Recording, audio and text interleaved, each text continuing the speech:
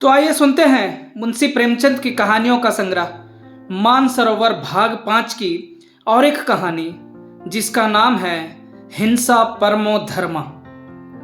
दुनिया में कुछ ऐसे लोग होते हैं जो किसी के नौकर ना होते हुए सबके नौकर होते हैं, जिन्हें कुछ अपना काम ना होने पर भी सिर उठाने की फुर्सत नहीं होती।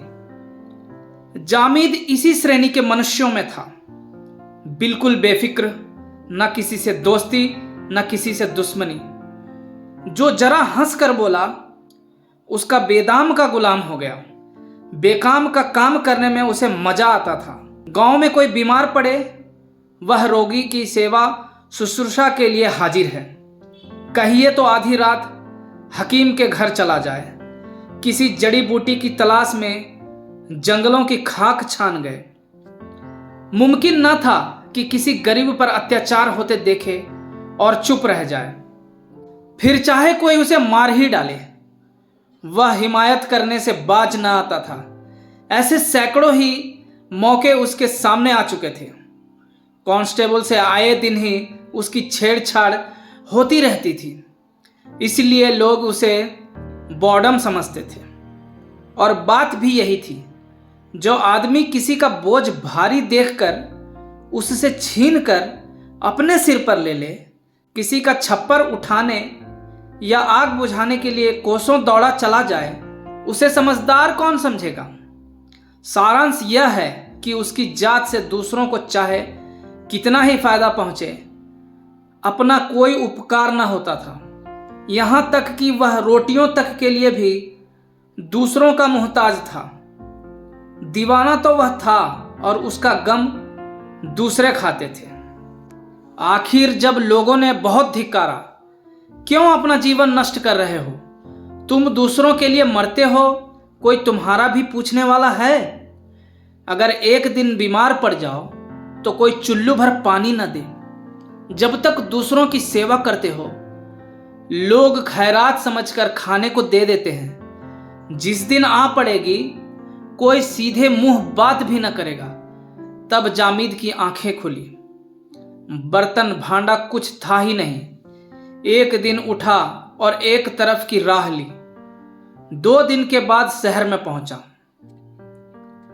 शहर बहुत बड़ा था, महल आसमान से बातें करने वाले, सड़कें चौड़ी और साफ, बाजार गुलजार, मस्जिदों और मंदिरों की संख्या अगर मकानों से अधिक न थी तो कम भी नहीं।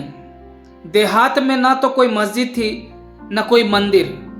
मुसलमान लोग एक चबूतरे पर नमाज पढ़ लेते थे, हिंदू एक वृक्ष के नीचे पानी चढ़ा दिया करते थे। नगर में धर्म का यह महात्म्य देख देख कर जामिद को बड़ा कुतूहल और आनंद हुआ। उसकी दृष्टि में मजहब का जितना सम्मान था, उतना और किसी सांसारिक वस्तु का नहीं। वह सोचने लगा, ये लोग कितने ईमान के पक्के, कितने सत्यवादी हैं। इनमें कितनी दया, कितना विवेक, कितनी सहानुभूति होगी, तभी तो खुदा ने इतना इन्हें माना है। वह हर आने जाने वाले को श्रद्धा की दृष्टि से देखता और उसके सामने विनय से सिर झुकाता था। यहां के सभी प्राणी उसे देवता तुल्य मालूम होते थे। घूमते घूमते सांझ हो गई। वह थक कर मंदिर के चबूतरे पर जा बैठा। मंदिर बहुत बड़ा था। ऊपर सुनहला कलश चमक रहा था। जगमोहन पर संगमरमर के चौके जड़े हुए थे, मगर आंगन में जगह जगह गोबर और कूड़ा पड़ा था। जामिद को गंदगी से चिढ़ थी। देवालय की यह दशा देखकर उससे ना रहा गया। इधर उधर निगाह दौड़ाई कि कहीं झाड़ू मिल जाए तो साफ कर दे, पर झाड़ू कहीं नजर न आई। विवश होकर उसने दामन से चबूतरे को साफ करना शुरू कर दिया। जरा देर में भक्तों का जमाव होने लगा। उन्होंने जामिद को चबूतरा साफ करते देखा तो आपस में बातें करने लगे। है तो मुसलमान, मेहतर होगा। नहीं, मेहतर अपने दामन से सफाई नहीं करता, कोई पागल मालूम होता है। उधर का भेदिया ना हो, नहीं, चेहरे से बड़ा गरीब मालूम होता है। हसन निजामी का कोई मुरीद होगा। अजी गोबर के लालच से सफाई कर रहा है, कोई भटियारा होगा। जामिद से, गोबर ना ले जाना बे, समझा? कहाँ रहता है? परदेसी मुसाफिर हूँ साहब, मुझे गोबर लेकर क्या करना है? ठाकुर जी का मंदिर देखा तो आकर बैठ गया।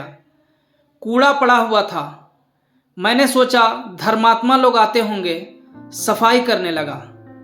तुम तो मुसलमान हो ना?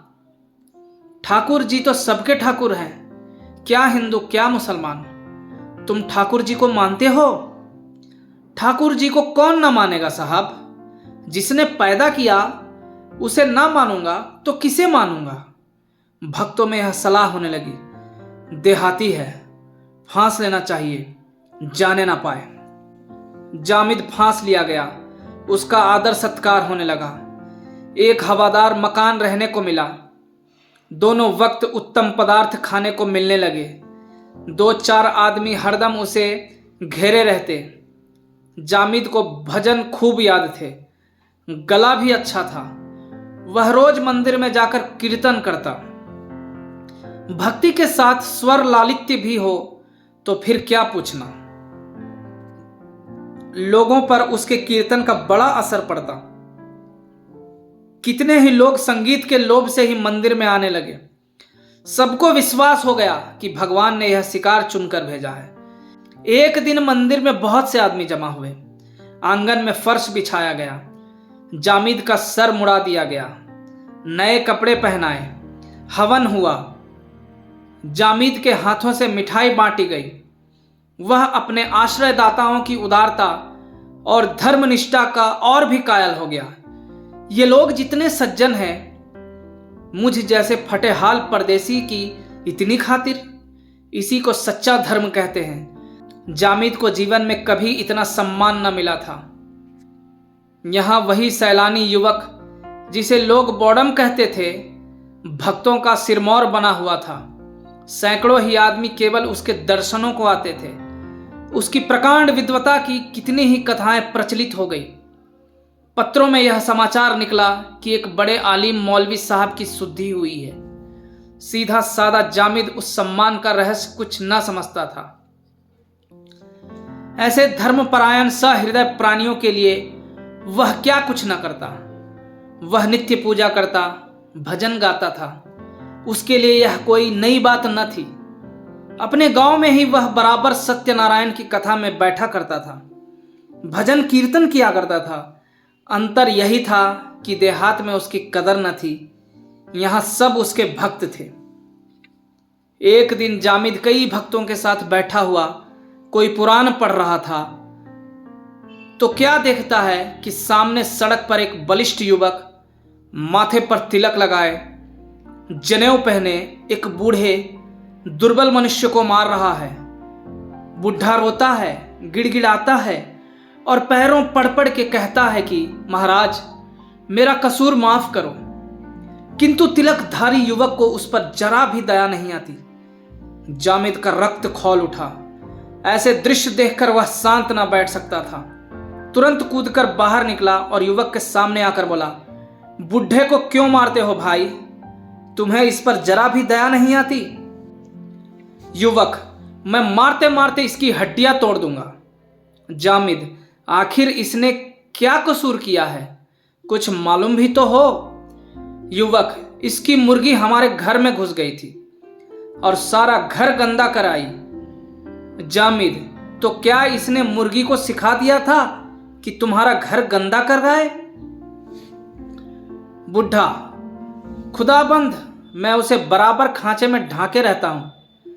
आज गफलत हो गई। कहता हूं महाराज कसूर माफ करो, मगर नहीं मानते। हुजूर मारते मारते अधमरा कर दिया। युवक, अभी नहीं मारा है, अब मारूंगा, खोद कर गाड़ दूंगा। जामिद, खोद कर गाड़ दोगे? भाई साहब, तो तुम भी यूं खड़े ना रहोगे, समझ गए? अगर फिर हाथ उठाया तो अच्छा ना होगा। जवान को अपनी ताकत का नशा था। उसने फिर बुढ़े को चाटा लगाया, पर चाटा पड़ने के पहले ही जामिद ने उसकी गर्दन पकड़ ली। दोनों में मल्ल युद्ध होने लगा।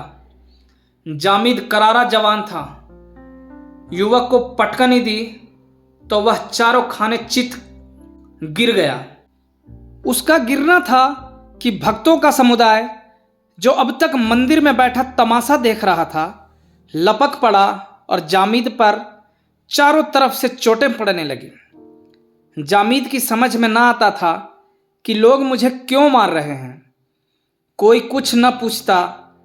तिलकधारी जवान को कोई कुछ नहीं कहता। बस जो आता है मुझी पर हाथ साफ करता है। आखिर वह बेदम होकर गिर पड़ा। तब लोगों में बातें होने लगी। दगा दे गया, धत तेरी जात की। कभी में लच्छों से भलाई की आशा ना रखनी चाहिए। कौवा कौवों के साथ मिलेगा। कमीना जब करेगा कमीनापन, उसे कोई पूछता ना था। मंदिर में झाड़ू लगा रहा था। देह पर कपड़े का तार भी ना था। हमने इसका सम्मान किया, पशु से आदमी बना दिया, फिर भी अपना ना हुआ। इसका धर्म का तो मूल ही यही है। जामिद रात भर सड़क के किनारे पड़ा दर्द से कराहता रहा। उसे मार खाने का दुख न था। ऐसी यातनाएं वह कितनी बार भोग चुका था। उसे दुख और आश्चर्य केवल इस बात का था कि इन लोगों ने क्यों एक दिन मेरा इतना सम्मान किया और क्यों आज अकारण ही मेरी इतनी दुर्गति की।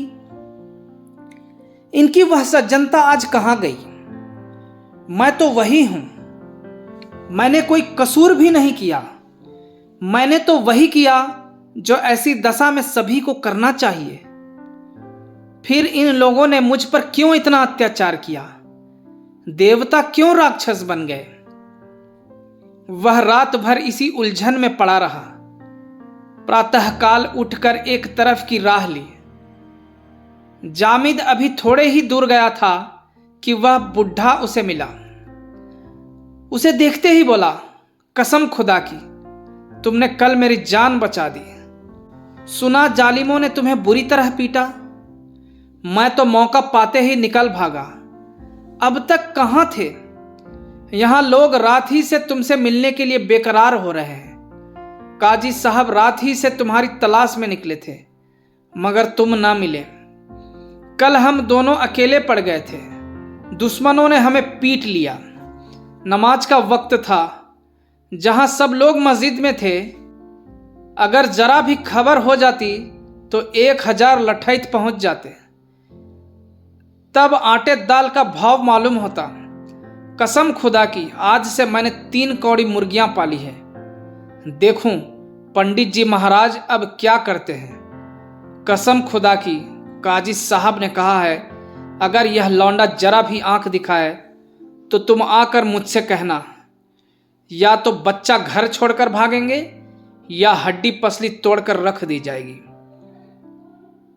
जामिद को लिए वह बुढ़ा काजी जोरावर हुसैन के दरवाजे पर पहुंचा।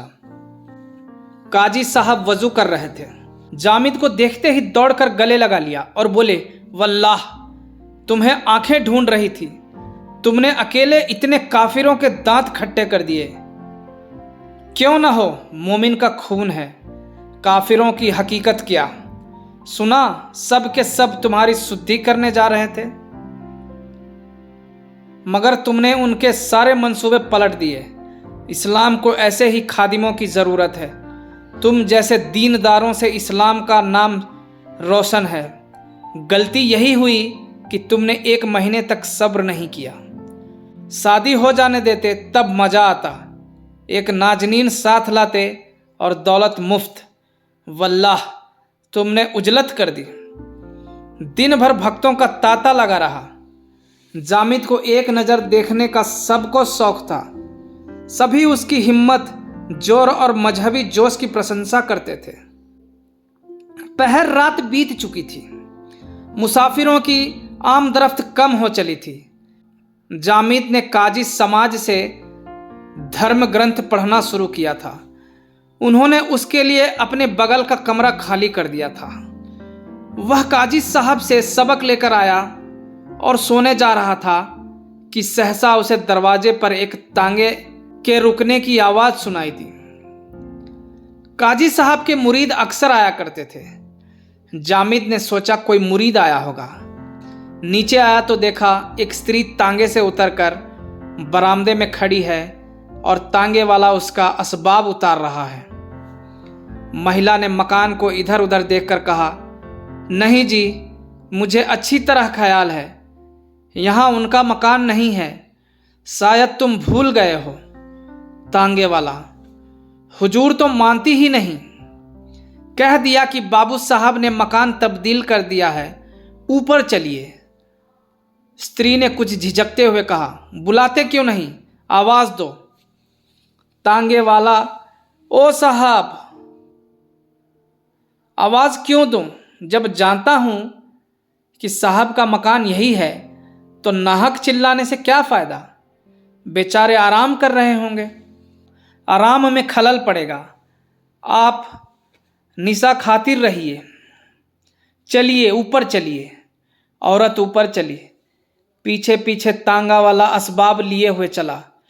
जामिद गुमसुम नीचे खड़ा रहा। यह रहस्य उसकी समझ में ना आया।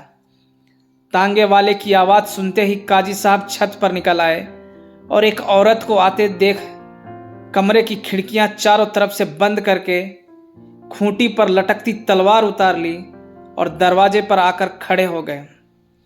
औरत ने जिना तय करके ज्यों ही छत पर पैर रखा कि काजी साहब को देखकर झिझकी।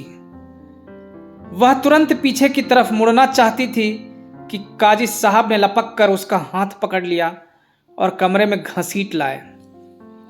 इसी बीच में जामिद और तांगे वाला ये दोनों भी ऊपर आ गए थे। जामिद यह दृश्य देखकर विस्मित हो गया था। यह रहस्य और भी रहस्यमय हो गया था। यह विद्या का सागर, यह न्याय का भंडार, यह नीति, धर्म और दर्शन का आगार इस समय एक अपरिचित महिला के ऊपर यह घोर अत्याचार कर रहा है। तांगे वाले के साथ वह भी काजी साहब के कमरे में चला गया। काजी साहब ने स्त्री के दोनों हाथ पकड़े हुए थे। तांगे वाले ने दरवाजा बंद कर दिया। महिला ने तांगे वाले की ओर खून भरी आंखों से देखकर कहा, तू मुझे यहां क्यों लाया? काजी साहब ने तलवार चमकाकर कहा, पहले आराम से बैठ जाओ, सब कुछ मालूम हो जाएगा। औरत, तो तुम कोई मौलवी मालूम होते हो? क्या तुम्हें खुदा ने यही सिखाया है कि पराई बहू बेटियों को जबरदस्ती घर में बंद करके उनकी आबरू बिगाड़ो? काजी, हाँ, खुदा का यही हुक्म है कि काफिरों को जिस तरह मुमकिन हो इस्लाम के रास्ते पर लाया जाए, अगर खुशी से ना आए तो जब्र से। औरत, इसी तरह अगर कोई तुम्हारी बहू बेटी को पकड़कर बेआबरू करे तो? काजी, हो रहा है, जैसा तुम हमारे साथ करोगे वैसा ही हम तुम्हारे साथ करेंगे। फिर हम तो बेआबरू नहीं करते, सिर्फ अपने मजहब में शामिल करते हैं। इस्लाम कबूल करने से आबरू बढ़ती है, घटती नहीं।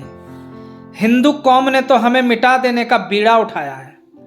वह इस मुल्क से हमारे निशान मिटा देना चाहती है। धोखे से, लालच से, जब्र से मुसलमानों को बेदीन बनाया जा रहा है।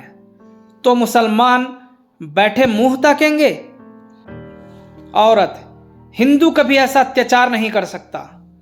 संभव है तुम लोगों की शरारतों से तंग आकर नीचे दर्जे के लोग इस तरह से बदला लेने लगे हों, मगर अब भी कोई सच्चा हिंदू इसे पसंद नहीं करता।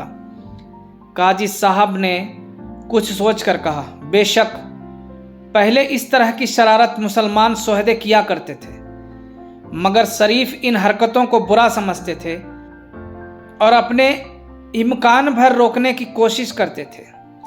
तालीम और तहजीब की तरक्की के साथ कुछ दिनों में यह गुंडापन जरूर गायब हो जाता, मगर अब तो सारी हिंदू कौम हमें निगलने के लिए तैयार बैठी हुई है।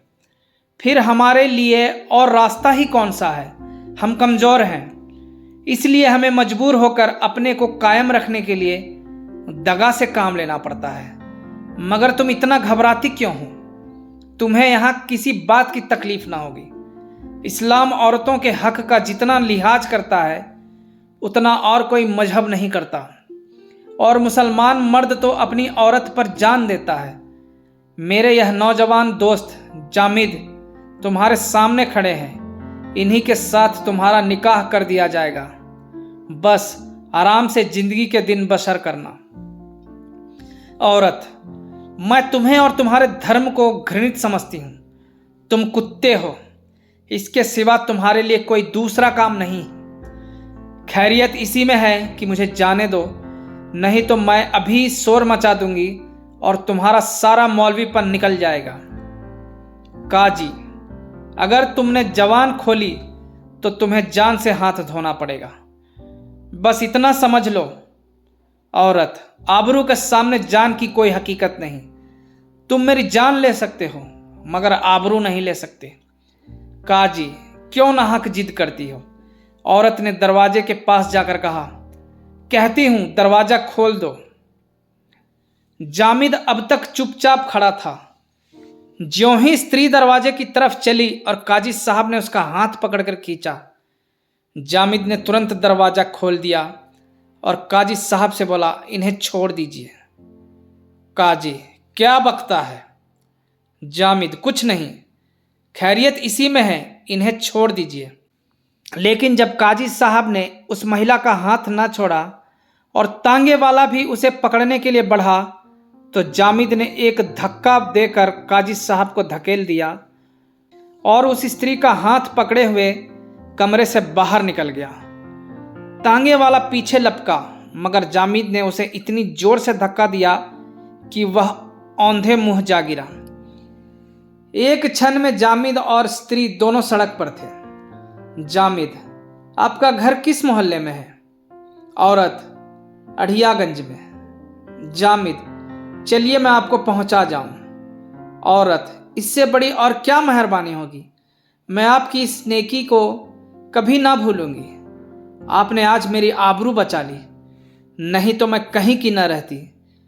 मुझे अब मालूम हुआ कि अच्छे और बुरे सब जगह होते हैं। मेरे शौहर का नाम पंडित राजकुमार है। उसी वक्त एक तांगा सड़क पर आता दिखाई दिया। जामिद ने स्त्री को उस पर बिठा दिया और खुद बैठना ही चाहता था कि ऊपर से काजी साहब ने जामिद पर लठ चलाया और डंडा तांगे से टकराया। जामिद तांगे में आ बैठा और तांगा चल दिया।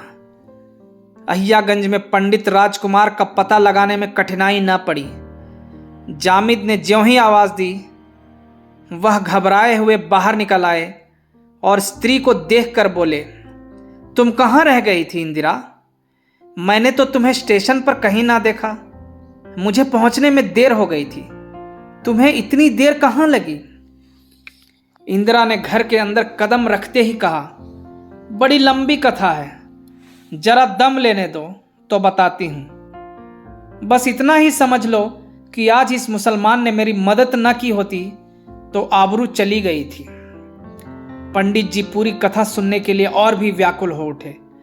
इंदिरा के साथ वह भी घर में चले गए, पर एक ही मिनट बाद बाहर आकर जामिद से बोले, भाई साहब, शायद आप बनावट समझे, पर मुझे आपके रूप में इस समय इष्ट देव के दर्शन हो रहे हैं। मेरी जवान में इतनी ताकत नहीं कि आपका शुक्रिया अदा कर सकूं। आइए बैठ जाइए। जामिद, जी नहीं, अब मुझे इजाजत दीजिए।